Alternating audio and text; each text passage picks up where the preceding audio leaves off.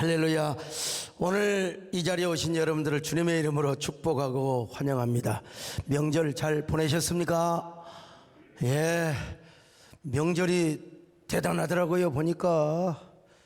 그런데 그 명절 때 우리 수요 예배에 오신 분들 정말 더 대단하고요. 근데 명절이 왜 대단하느냐, 이게 원래 제가 우리 홈페이지에 설교 접속권을 딱 보면 알아요.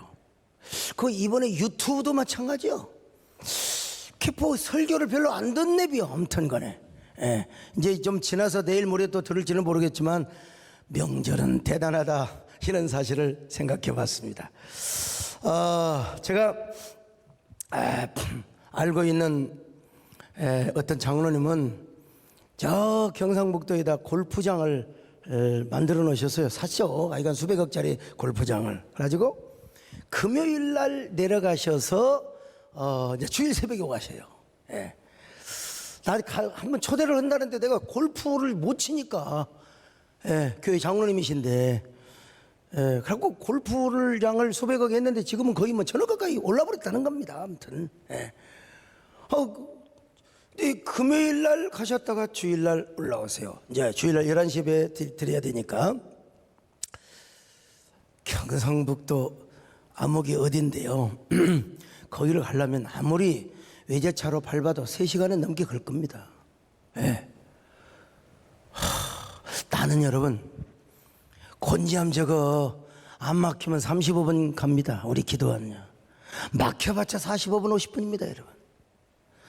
거기를 한 번도 못 가고 이번 추석 때 갔다가 수요 예배 때문에 또 내려왔어요. 참, 여러분 이런 거 생각하면, 그리고 목금을 내가 어떻게 살았는데 지금 눈이 뭐 쑥 들어가가지고 여러분, 그럼에도 불구하고 오늘 제가 올라가니까 우리 송원성 목사님 강단에 올라가시면 목사님 또 그냥 화이팅입니다 할렐루야 하고 있네. 하나님은 그렇게 힘을 더하여 주실 줄로 믿습니다. 여러분, 오늘 이 자리에 오신 여러분들 뿐만 아니라 화상 줌으로 그리고 유튜브로 오신 귀한 분들 정말 감사하며 우리 함께 이 온라인 안에서 한 공동체를 이루었는데, 여러분이 함께 주님을 사모하면 아멘합니다. 주님을 사랑하면 아멘합니다. 아멘. 나의 기쁨 나의 소망 되시 나의 생명 되신 주, 밤낮 불러서 찬송 드려 늘 아신 마음 분일세 나의 진정 사모하는 예수님 음성조차도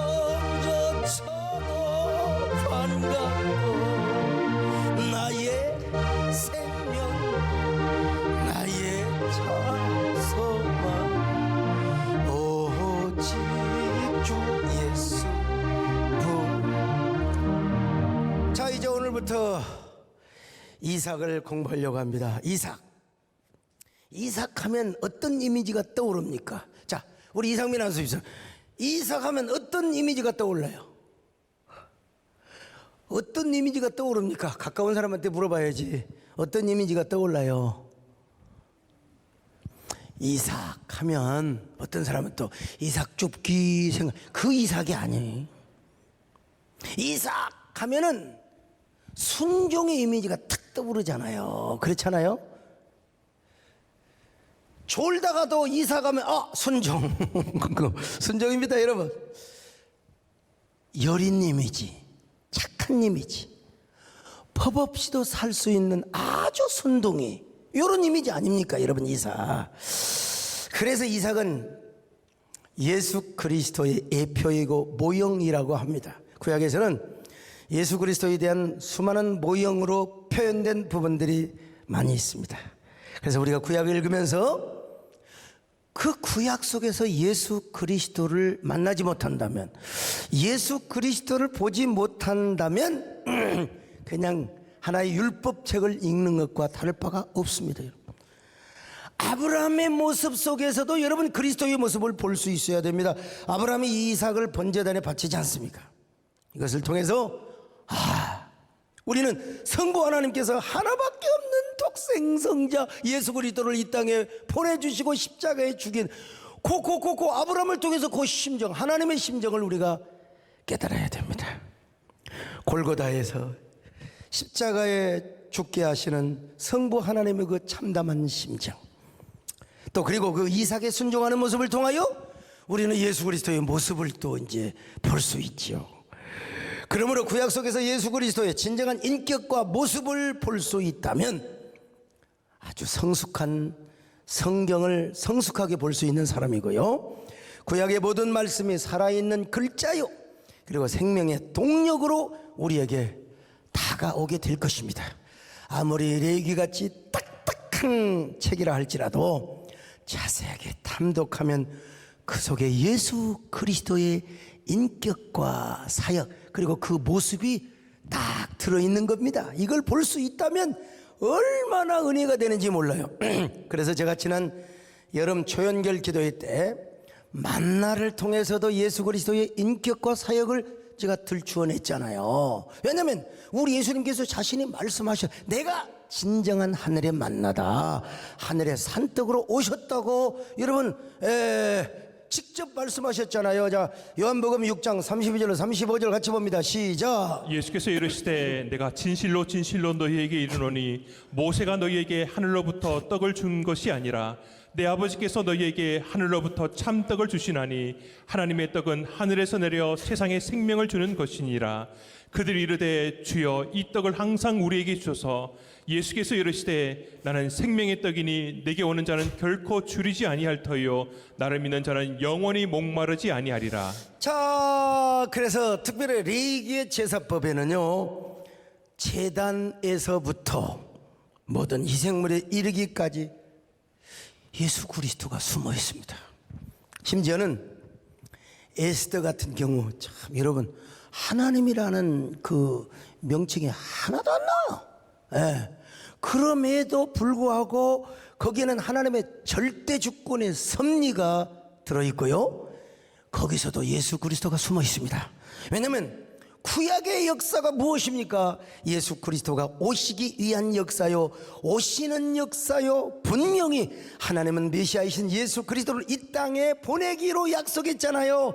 자, 근데 그분이 누구를 통해서 오시느냐? 유다 민족을 통해서 와요. 예수님이. 그런데 유다 민족이 멸절되어서야 되겠습니까 여러분? 그래서 하나님께서 유다 민족을 구원해 주시는 그 아주 드라마틱한 반전의 또 반전의 역전의 역사의 스토리, 춘향전보다도 삼국지보다도 더 그냥 그 숨가쁘게 읽는 책이 바로 에스더란 말이요. 그래서 유다 민족을 구원해 주시는 역사는 뭐요? 예수 그리스도가 오도록 하는 그 길을 열어주고 이어주는 역사입니다. 주님을 통한 구속사역을 성취하는 그 역사의 한편의 드라마가 바로 에스더라는 것입니다. 사탄은 이 역사를 막기 위해서 얼마나 유다민족을 멸절시키려고 노력합니까? 그러나 하나님께서는 그 기가 막힌 반전과 역전의 역사를 통해서 이스라엘 민족, 특별히 유다 민족들을 구원해 주시는 겁니다. 그리고 그 이스라엘 민족을 통해서 하나님께서는 예수 그리스도를 오게 하셨다는 겁니다. 여러분, 아가서는 여러분 더더욱 그렇습니다. 내가 여러분 아가서에 대한 책을 제가 낸 사람 아닙니까? 근데 아가서에 무슨 하나님이라는 단어가 나오는가? 아니, 에스더는 그래도 하나님이 민족을 구원해 주는 스토리라도 나오지만 이 아가서는 말이죠. 이번에 그 심수봉 콘서트에서 나의 신부라고 하는 노래를 했다고 여러 사람들이 나한테 보내주더라고. 그 내가 한번 해가지고 한번 부르겠습니다. 아무튼 나의 사랑 나의 어여쁜 자야 뭐 카시밭에 그 심수봉 씨 참 대단해요. 아가서 그걸 그대로 자기가 작사를 해가지고, 아니 작사가 아니라 성경 내용을 가지고 작곡을 해서 이번에 아주 KBS에서 노래 불렀다는 얘기를 제가 들었습니다만은, 근데 여러분 이 아가서에는 예수님 예자도 안 나와, 하나님 하자도 안 나와. 오로지 솔로몬과 술람미 여인의 사랑에 관해서만 이야기하고 있습니다. 그런데 그 책 역시 예수님과 우리와의 사랑을 그려놓고 신약의 성도들이 우리 예수님을 그냥 교리적으로 신학적으로만 사랑하는 게 아니오. 예? 서정적으로, 감성적으로, 영적으로 얼마나 우리가 예수님과 우리와의 관계를 아주 아름답게 그려놓을 것인가를 보여주는 하나님의 러브스토리 이야기입니다. 그러므로 구약의 모든 것이 예수 그리스도를 이야기하고 있는 것입니다. 뭐 어떤 사람들은 아가서가 뭐 성교육이고 부부사랑의 모델이고 뭐 그런 부분이 전혀 없는 부분은 아니에요. 그러나 정말로 그 아가서의 진정한 주제는 뭐냐? 하나님과 우리와의 사랑을 이야기해주고 있는 거예요. 예수님도 뭐라고 말씀하셨어요? 자, 요한복음 5장 39절입니다. 시작. 너희가 성경에서 영생을 얻는 줄 생각하고 성경을 연구하거니와 이 성경이 곧 내게 대하여 증언하는 것이니라. 보세요. 모든 성경 구약이건 신약이건 예수님에 대해서 얘기하고 있는 거예요. 누가복음 24장 44절입니다. 시작. 또 이르시되 내가 너희와 함께 있을 때에 너희에게 말한 바 곧 모세의 율법과 선지자의 글과 시편에 나를 가리켜 기록된 모든 것이 이루어져야 하리라 한 말이 이것이라 하시고. 자, 이렇게 구약의 모든 역사는 아브라함의 후손을 통해서 반드시 예수 그리스도가 이 땅에 와서 인류를 구속한다는 하나님의 언약사요, 구속사입니다. 이런 관점에서 보면 성경은 예수 그리스도에 관한 책이고 예수 그리스도를 통하여 하나님의 위대한 구속의 역사가 실현되는 그야말로 거룩한 드라마와 같은 책입니다. 우리가 계속해서 공부하게 될 이삭도 그 구속사의 한 과정 속에 끼어 있는 인물이라고 하는 사실, 아마 이렇게 이 철학기도에 이렇게 설명하는 사람 많지 않을 겁니다. 여러분요, 그냥 이삭의 어떤 인격이나 뭐 삶의 스토리만, 여러분 한 구속사의 한 위치에 딱 이삭이가 끼어 있다고 하는 사실입니다. 따라서 이삭이야말로 예수 그리스도의 보형과 예표를 가장 잘 보여주고 있는 인물 중에 한 사람이라고 말할 수 있습니다. 그러므로 우리가 이삭에 관한 말씀을 들을 때 첫째는 하나님의 사랑과 구속의 역사를 알아야 하고 이삭과 같은 순종과 헌신을 깨달아야 돼. 이삭과 같은 순종과 헌신을 우리도 해야 된다. 여러분 모두 다 이런 이삭 같은 성도들이 될 수 있기를 주님의 이름으로 축원합니다. 주님, 내가 여기 양필자 권사님이 딱 앞에 계시네. 예소서 나의 마음. 우리 김영은 집사님 어디로 가셨대? 주봐두옵소서. 주님, 내가 여기 있어. 나를 써주소서. 야, 건아, 예배 잘 드리라이. 나의 먼 낮은 것 주께 드리오니 주봐두옵소서.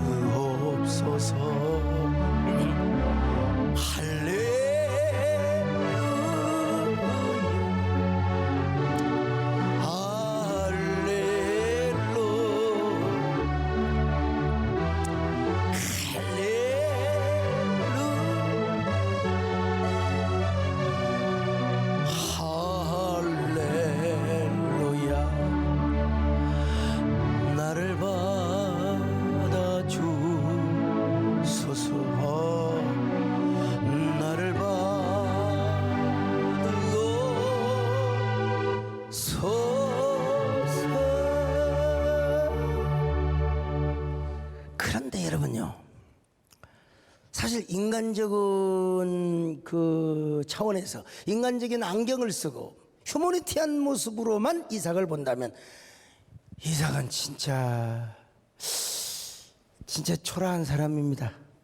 볼품 없는 사람이에요. 불쌍한 사람이에요. 아브라함은 그래도 롯이 그돌렘을 연합군에게 사로잡혀 갔을 때 318인을 거느리고 브엘세바에서 저 다메섹 왼편에 호박까지 가서 가서 롯을 구해왔어요. 아브라함은요. 자, 창세기 14장 14절로 16절 시작. 아브라함이 그의 조카가 사로잡혔음을 듣고 집에서 길리고 훈련된 자 318명을 거느리고 단까지 쫓아가서 그와 그의 가신들이 나뉘어 밤에 그들을 쳐부수고 다메섹 왼편 호박까지 쫓아가 모든 빼앗겼던 재물과 자기의 조카 롯과 그의 재물과 또 부녀와 친척을 다 찾아왔더라. 여러분, 아브라함은 그래도 이 사나이다운 면이 있어요. 근데 이삭은 어디 가서 우물이라도 하나 뺏어왔다는 기록이 없어요. 어느 성을 점령했다고 하는 그런 기록이 전혀 없습니다. 그저 자기 아버지가 물려준 우물 하나 가지고 블레셋 놈들이 와가지고 시비를 걸어. 그러면 또 이삭은 조용하게 양보하고 또 딴 데로 가네. 아 진짜. 아유, 창세기 26장 19절로 22절 한번 봅니다. 시작. 이삭의 종들이 골짜기를 파서 샘 근원을 얻었더니 그날 목자들이 이삭의 목자와 다투어 이르되 이 물은 우리의 것이라 하매 이삭이 그 다툼으로 말미암아 그 우물 이름을 에색이라 하였으며 또 다른 우물을 봤더니 그들이 또 다툼으로 그 이름을 신나라 하였으며 이삭이 거기서 옮겨 다른 우물을 봤더니 그들이 다투지 아니하였으므로 그 이름을 르호봇이라 하여 이르되. 자, 이 정도만 봐도 돼요. 여러분, 이 이삭은 전혀 싸울 생각이 없어요. 누가 와가지고 아브라함이 팠던 그 우물까지도 야 이거 우리 거야 임마 그러니까 그냥 다 그냥 양보해 버렸어요. 아이 참, 여러분, 야곱은요 산전수전 다 겪었잖아요. 파란만장한 삶을 살았잖아요. 근데 이삭은 그렇지도 않아. 그냥 순에 빠졌어요. 얼마나 착한지. 야곱은 부인을 4명이나 얻었어요. 이삭은 오로지 1명. 오로지 자신의 마누라 리브가. 리브가. 우리 현이 미국에서 공부할 때 우리 소연이를 뭐라고 한 줄 아세요? 레베카라고 했습니다. 레베카. 레베카 소. 이게 리브가란 말입니다. 참. 그래 여러분, 리브가 1명 외에는 성경 어디를 봐도 둘째 부인을 넣고 셋째 부인을 넣고 이런 기록이 없어. 기록이 없어요. 아브람도 그두라라고 하는 부인을 또 얻었습니다. 여러분 모르죠? 아브람도요, 이게 사라가 죽고 나서요, 아브람이, 자 창세기 25장 1절 같이 봅니다. 시작. 아브라함이 후처를 맞이하였으니 그의 이름은 그두라라. 여러분, 그두라뿐만 아니라 옛날에 하갈도 있었지요. 이 그두라를 통하여 자식을 또 몇 명 또 낳았어요. 근데 이삭은 전혀 그런 구절을 발견할 수가 없습니다. 그냥 워낙에 마누라 하나밖에 모르고 친구도 별로 없는 것 같아 보니까 오로지 친구라고 마누라 레베카밖에 없어요. 평생 공처가, 애처가,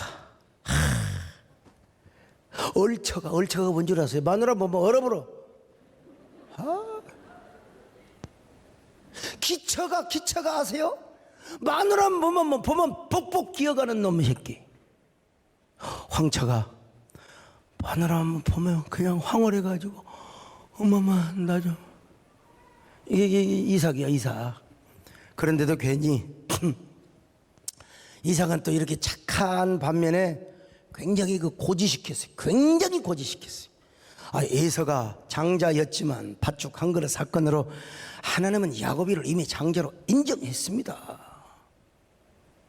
그래서 그 축복은, 하나님의 축복의 기업이 에서가 아니라 야곱에게 흘러가야 한다는 걸 리브가를 통해서 여러 번 들었을 거요. 그런데 이삭은요 고지시켜. 워낙 고지시켜가지고 올려온 직주얘기야. 착하긴 하지만 고집은 또 얼마나 똥고집인지. 그래서 하나님이 감동하고 리브가가 아무리 얘기해도 야곱에게 축복 기도 안 해주려고 에서에게 축복 기도를 해주려고 가서 별미를 만들어 오라고 한 겁니다. 자, 창세기 27장 1절로 4절입니다. 시작. 이삭이 나이가 많아 눈이 어두워 잘 보지 못하더니 맏아들 에서를 불러 이르되 내 아들아 하매 그가 이르되 내가 여기 있나이다 하니 이삭이 이르되 내가 이제 늙어 어느 날 죽을는지 알지 못하니 그런즉 내 기구 곧 화살통과 활을 가지고 들에 가서 나를 위하여 사냥하여 내가 즐기는 별미를 만들어 내게로 가져와서 먹게 하여 내가 죽기 전에 내 마음껏 내게 축복하게 하라. 여러분 보세요. 그러니까 늙어 죽을 때까지 이분은 굉장히 고지식한 분이에요. 그냥 오로지 큰아들 사상. 하나님이 감동, 뭐 또 예를 들어서 리브가가 아무리 말을 해도 뭐 소용없어. 얼마나 고지식했으면 그랬을까.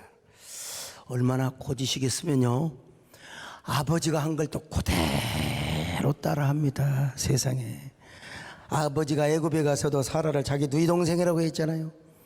그랄 땅에 가서도 아비멜렉에게 자기 아내를 자기 누이 동생이라고 했잖아요. 그런데 이삭도 글자 하나 틀리지 않고 똑같이 아버지처럼 그랄 땅에 가서 거짓말을 합니다. 리브가 저 여자가 내 아내가 아니라 내 누이 동생이라고. 자, 한번 보세요. 창세기 26장 7절로 9절입니다. 시작. 그곳 사람들이 그의 아내에 대하여 물음에 그가 말하기를 그는 내 누이라 하였으니 리브가는 보기에 아리따움으로 그곳 백성이 리브가로 말미암아 자기를 죽일까 하여 그는 내 아내라 하기를 두려워함이었더라. 이삭이 거기 오래 거주하였더니 이삭이 그 아내 리브가를 껴안은 것을 블레셋 왕 아비멜렉이 창으로 내다본지라. 이에 아비멜렉이 이삭을 불러 이르되 그가 분명히 내 아내건을 어찌 내 누이라 하였느냐. 이삭이 그에게 대답하되 내 생각에 그로 말미암아 내가 죽게 될까 두려워하였음이로라. 아버지가 거짓말했던 거 여러분 글자 하나도 틀리지 않았어요. 이걸 뭐라고 하느냐? 역사와 전통을 자랑하는 가문의 거짓말입니다. 참. 그러니 인간적으로 보면 이삭은 사나이 대장부 기질은 없습니다. 무사도의 기질이나 장군의 기질은 없습니다. 결코 화통하고 화끈한 사람이 아니에요. 착하기는 얼마나 착하고, 그런데 또 얼마나 고지식이 가지고 자기 원칙주의로 가는지 참. 이게 참, 이삭은 사실은 이런 사람입니다. 그런데 여러분, 이삭이 받은 최고의 축복이 있습니다. 남자답지도 못하고 호탕하지도 못하고 말이죠. 열에 빠져가지고 착해 빠져가지고, 그런데다 고집은 똥고집인데, 그런데 이삭이 받은 축복이 뭐냐? 그가 하나님의 약속의 씨로 태어났다는 거예요. 하나님의 언약의 씨로 태어났다는 것입니다. 이거 어떻게 여러분요, 하나님의 약속의 자녀요, 언약의 씨로 태어났단 말인가? 그리고 예수 그리스도의 모형으로 존재하였을 뿐만 아니라 예수 그리스도의 오심의 통로를 닫게 될 사람으로 여러분 태어나고 선택받고 그리고 세워졌다는 것입니다. 오늘 우리도 마찬가지입니다. 우리도 이삭처럼 하나님의 약속의 자녀로 태어난다는 게 얼마나 감사합니까? 축복의 자녀로 태어났다는 게 얼마나 감사합니까?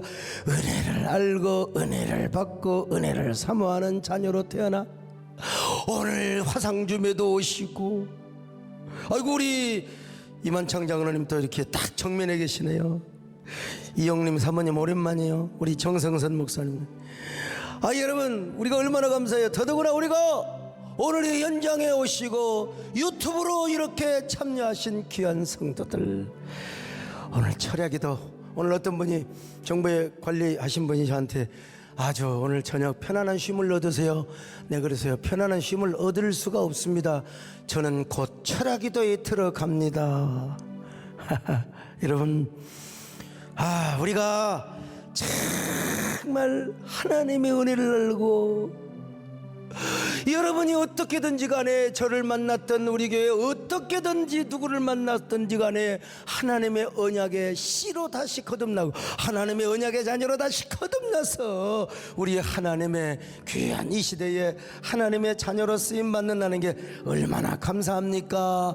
여러분, 이것이 무엇입니까? 우리의 기업입니다. 하나님을 섬기는 것이 우리의 기업입니다. 이 기업은 썩지 않습니다. 이 기업은 쇠하지 않습니다. 이 기업은 더럽지 않습니다. 베드로가 고백한 것처럼 나의 영원하신 기업 생명보다 귀하다.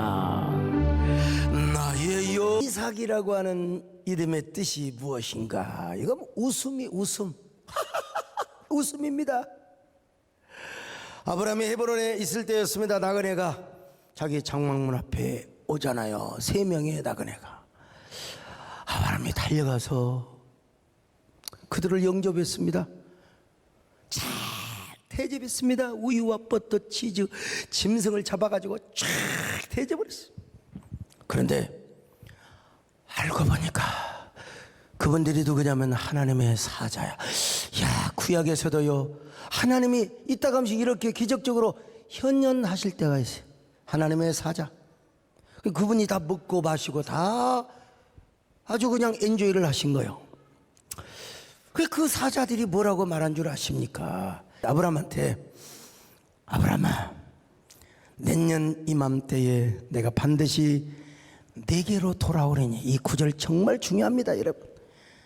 네 아내 사라에게 아들이 있으리라. 여러분, 이삭은 그냥 태어난 게 아니오. 하나님이 방문하신, 그러니까 여러분, 아브라함의 장막에 소위 말하면 크리스마스 성탄절이 예표적으로 이게 있는 거나 마찬가지. 하나님의 사자가 내년 이맘때에 내가 내게 올 때 바로 아들이 있으리라고 하지 않습니까? 그때 이제 아브라함과 사라는 나이 많아 늙었어요. 사라는 이미 여성의 생리가 끊어졌습니다. 그래서 그때 장막에서 이마를 쳤던 사라가 웃어버렸어요. 세상에 별일도 있네. 내가 애를 낳는다고. 아이고, 나 웃겨.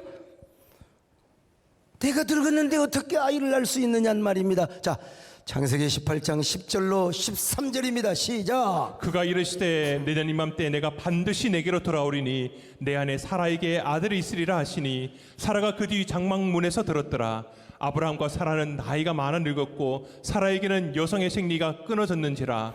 사라가 속으로 웃고 이르되 내가 노쇠하였고 내 주인도 늙었으니 내게 무슨 즐거움이 있으리요.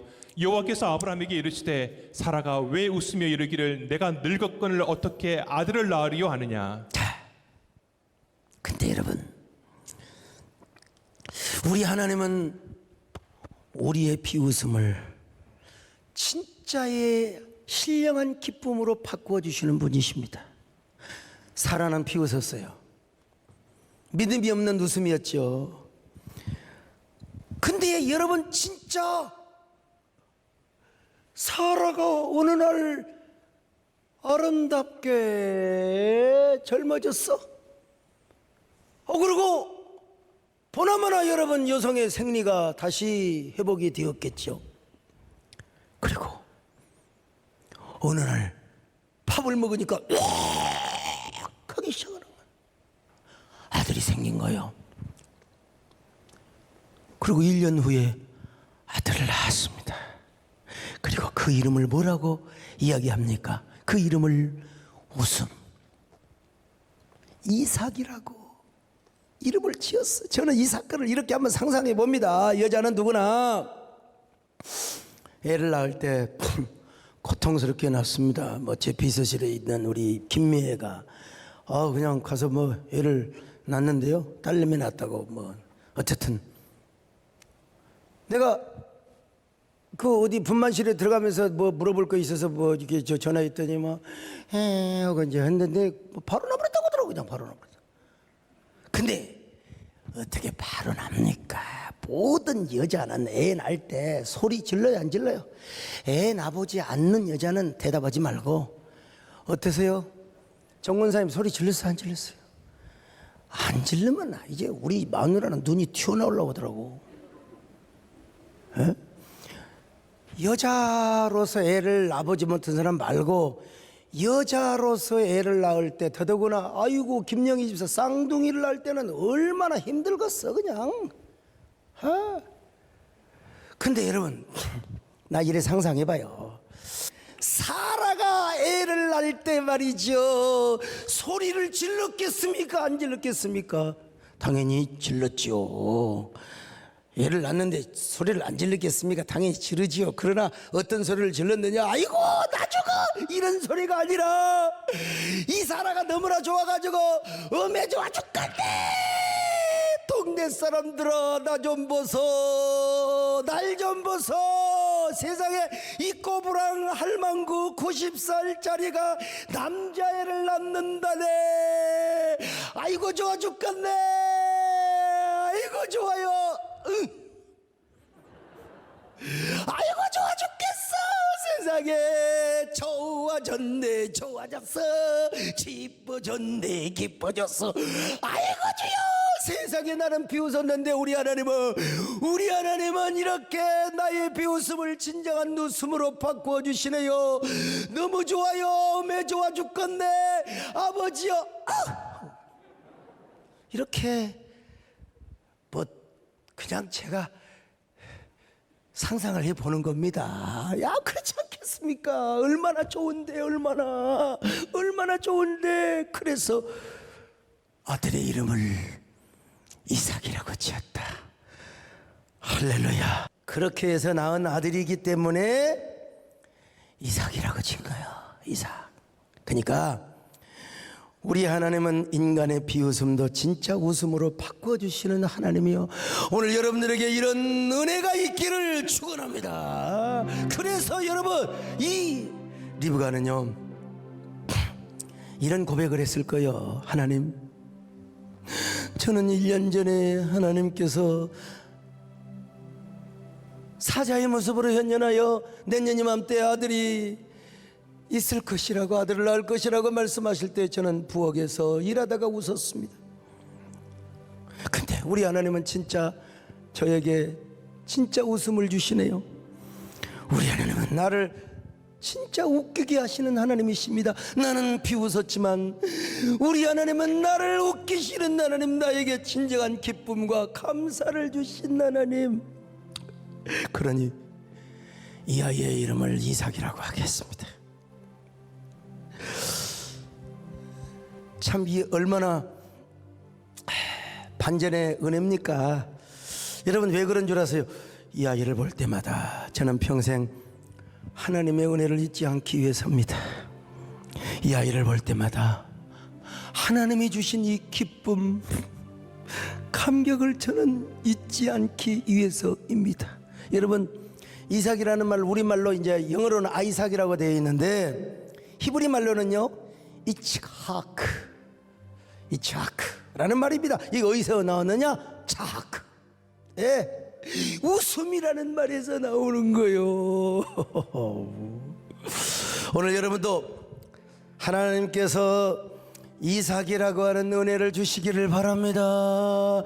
슬픔을 당한 인생, 진짜 저는 올 한 해 영광의 해이기도 하지만 고통의 해이기도 했습니다.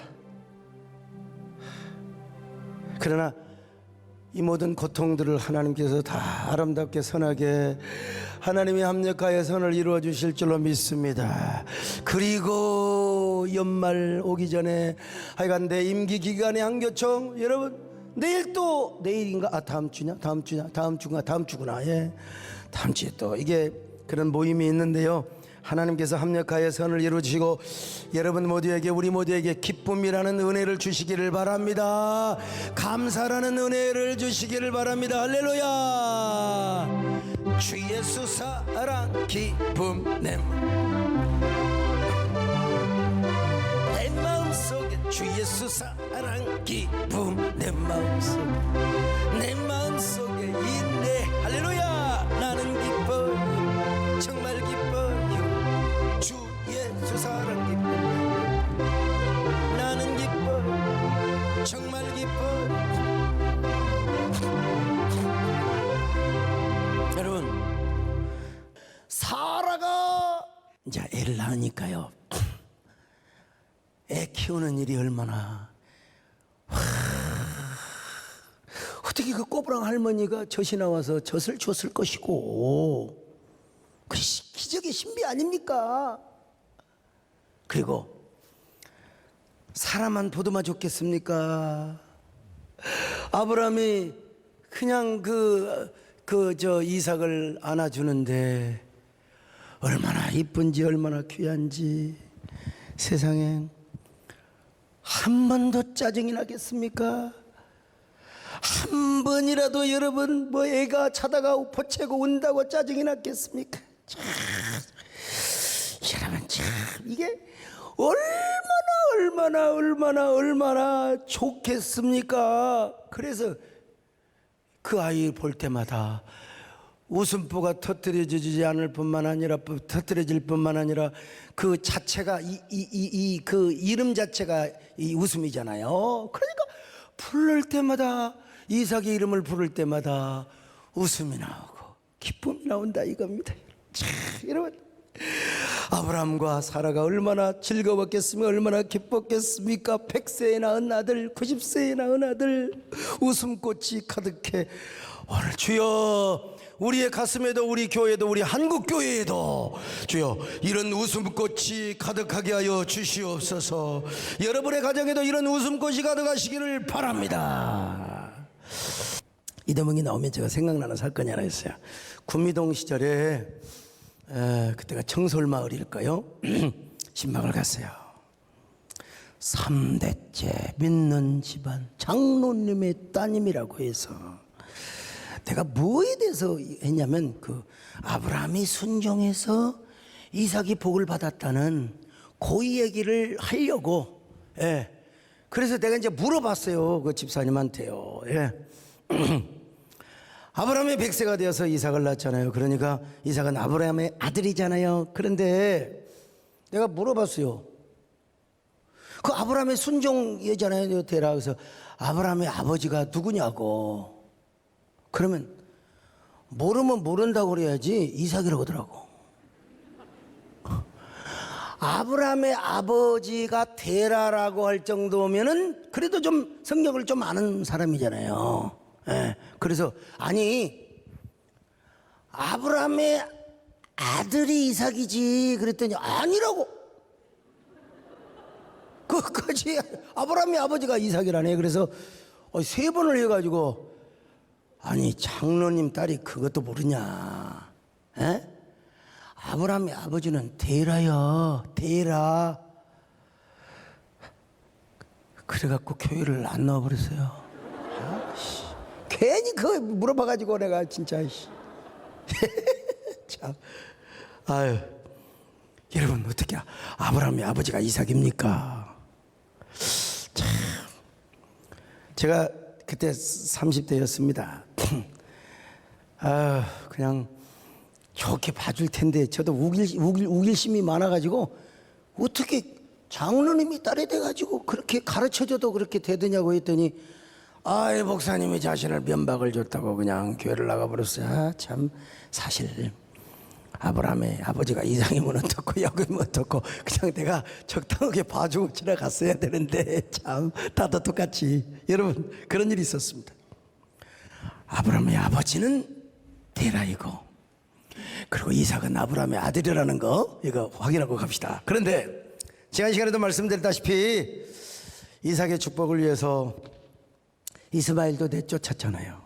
그리고 이삭은 온갖 사랑과 이쁨을 받고 다 자랐어요. 얼마나 이쁨을 받고 자랐습니까? 이놈이 그냥 변성기가 와가지고 목도 그냥 굵어지고 그냥 모든 게 다 이뻐. 모든 게 다 이뻐요. 근데 어느 날 하나님께서 아브라함에게 아브라함아 주의 종이 여기 있나이다. 나는 당장 내일 짐을 꾸려서 저 모리아산에 가서 제단을 쌓아야 되겠다.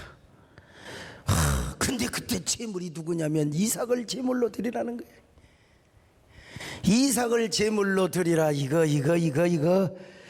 여러분 그때 아브라함은 순종하였을 뿐만 아니라 이삭도 하나님 명령에 함께 순종했다는 사실을 여러분 아셔야 됩니다. 성경 어디를 봐도 이삭이 자신을 번제물로 드리는데 반항을 하였다거나 도망을 갔다고 하는 내용이 없습니다. 기록이 없어요. 이삭은 번제 드릴 나무를 지고 갔고 아브라함은 불과 칼을 손에 들고 갔습니다. 자 22장 6절 같이 봅니다. 시작.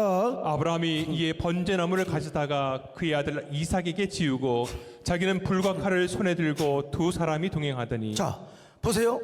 이삭이 장작을 지고 갈 정도였다. 뭐 장작이 요만큼 하겠습니까? 사람을 태우려면 어마어마하지. 그걸 지게로 지고 가는 거예요. 그러니까 뭐 11살 2살 그런 애가 아니야.